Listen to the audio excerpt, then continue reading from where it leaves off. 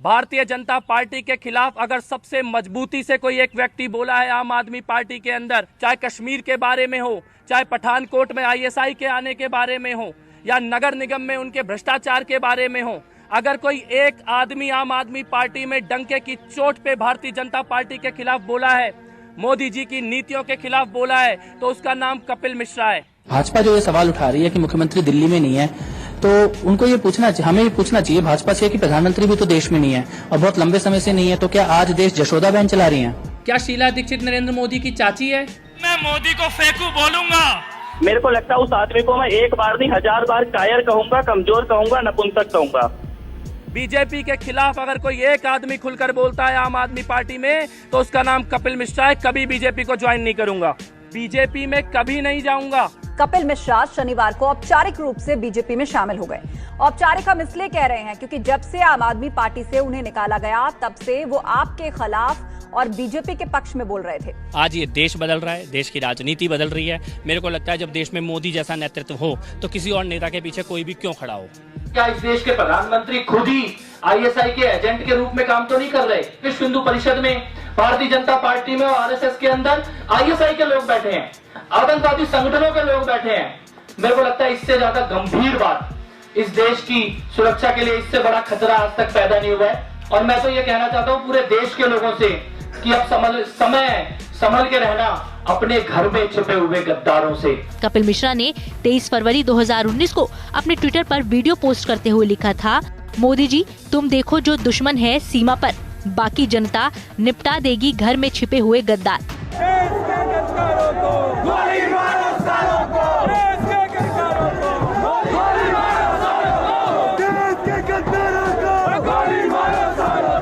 और जब ये हिंदू मुसलमान की बात करें, दंगों की बात करें, आतंक हमलों की बात करें, हिंसा की बात करें, तो ये बात समझनी होगी कि उसका पैसा आईएसआई दे रही है। इंडिया और पाकिस्तान का मुकाबला दिल्ली की सड़कों पे होने जा रहा है। दिल्ली में जगह जगह मिनी पाकिस्तान क्रिएट कर दिए गए हैं और हिंदुस्तान और पाकिस्तान का मुकाबला देखा जाएगा। भाई साहब, जब मनीष सिसोदिया शाहीन बाग के साथ खड़े होते हैं तो चुनाव में पाकिस्तान आता है। इनकी पार्टी का नया नाम मुस्लिम लीग होना चाहिए। ये चुनाव ये बताएगा कि अब सारी दिल्ली में शाहीन बाग बनेगा या दिल्ली के एक एक कोने से शाहीन बाग बनाने वाले मिनी पाकिस्तान बनाने वालों को उखाड़ के फेंक दिया जाएगा। और अब आपको लिए चलते हैं दिल्ली के जाफराबाद इलाके में। जाफराबाद इलाका दिल्ली का, जहां टकराव की दरअसल शुरुआत हुई थी। वहां के लोगों का कहना है कि अगर बीजेपी के नेता कपिल मिश्रा को गिरफ्तार कर लिया जाता वक्त रहते, तो फिर ये हिंसा इस तरीके से नहीं भड़कती। जो समझ में आएगा वो सब कुछ करेंगे, लेकिन रास्ता खाली कराएंगे।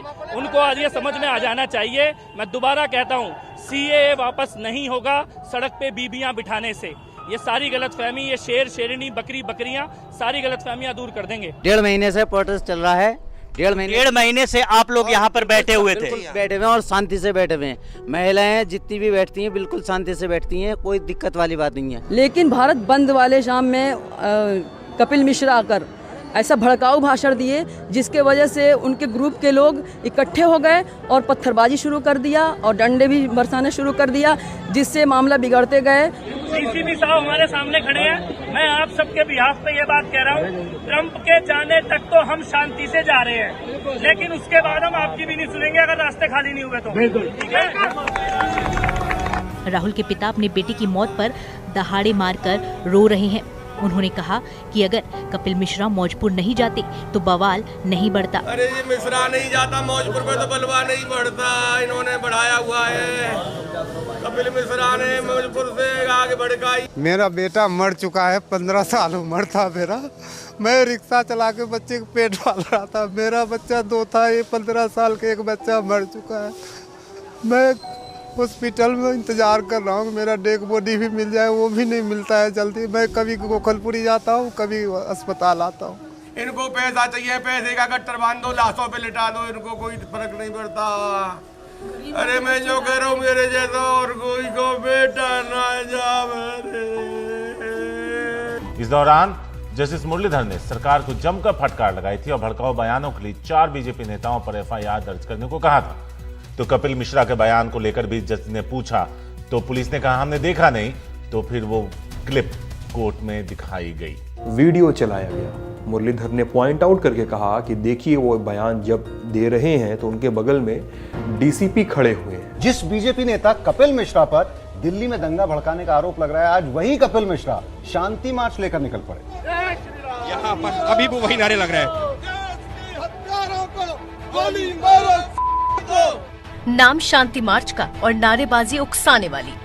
दिल्ली हिंसा के मामले पर आज फिर से दिल्ली हाई कोर्ट में सुनवाई होगी, लेकिन आज की सुनवाई जस्टिस एस मुरलीधर नहीं करेंगे क्योंकि उनका तबादला पंजाब हरियाणा हाई कोर्ट में कर दिया गया है। दिल्ली दंगों को लेकर सबसे ज्यादा विवादित नेता रहे कपिल मिश्रा की सिक्योरिटी बढ़ा दी गई। बीजेपी के भड़काऊ बयान देने वाले नेता कपिल मिश्रा को Y+ कैटेगरी की सुरक्षा दी गई है। शुरुआत कितने बजे हुई थी वो जो अटैक? शुरुआत सर अटैक जो है ना 6 बजे लगभग 5:30-6 बजे से अटैक हुआ। 5:30-6 बजे शाम के टाइम से, शाम को मगरिब के टाइम से, और रात को 3-3:30 बजे 3:30-4 बजे तक पूरी रात चलता रहा सर। 9 घंटे अटैक चल रहा है जी। अटैक चलता रहा, एक करके सिलेंडर लुढ़काते रहे ढाल पे से इधर जी, इधर साइड से। फिर उसके बाद ऑटो जलाई हमारी उधर।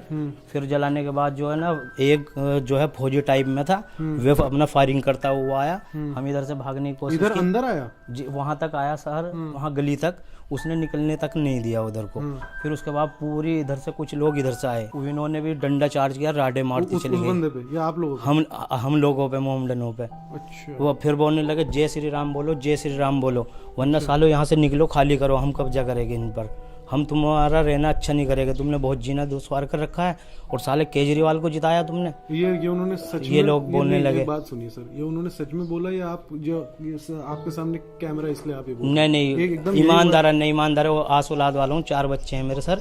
वो इसी अल्फाज को बोल रहे थे कि एक तो साला तुमने हमारी सरकार हरा दी और दूसरी बात तुमने जो है ये जय श्री राम नहीं बोलते। हम जय श्री राम बोलने के लिए तैयार है हर मुसलमान, जय श्री राम। लेकिन राम कोई बुरा इंसान नहीं था, वो ऐसा शख्स नहीं था जैसे ये बुरे लोग हैं। राम एक बहुत अच्छे इंसान थे, बहुत इंसाफ पसंद शख्स थे। ये उनका नाम लेकर बदनाम कराया जा रहा है सिर्फ मुसलमानों का। हम खुलेआम कह रहे जय श्री राम। वो राम कोई इंसान बुरा इंसान नहीं था, बुरी है तो ये सरकार है। मैं सिर्फ इतना कहना चाहता हूँ, नफरत की राजनीति बंद होनी चाहिए इस देश में।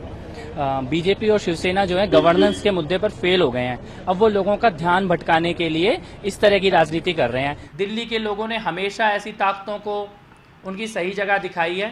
दिल्ली की गंगा जमनी जो तहजीब है उसको दिल्ली के लोगों ने ही मिलकर बसाया है। दिल्ली की पुरानी दिल्ली का वो इलाका भी है जहां ईद और दिवाली एक साथ मनाई जाती है। दिल्ली में फूल वालों की सैर भी होती है, जहां पर हिंदू और मुसलमान एक साथ त्यौहार मनाते हैं।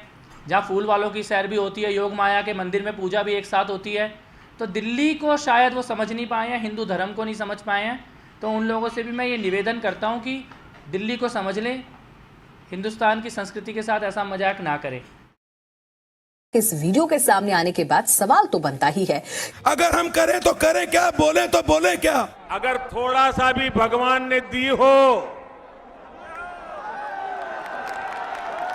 तो जरा उपयोग करो। तो ये तो खेल चल रहा है, तमाशा चल रहा है और पूरी दुनिया देख रही है इस तमाशे को।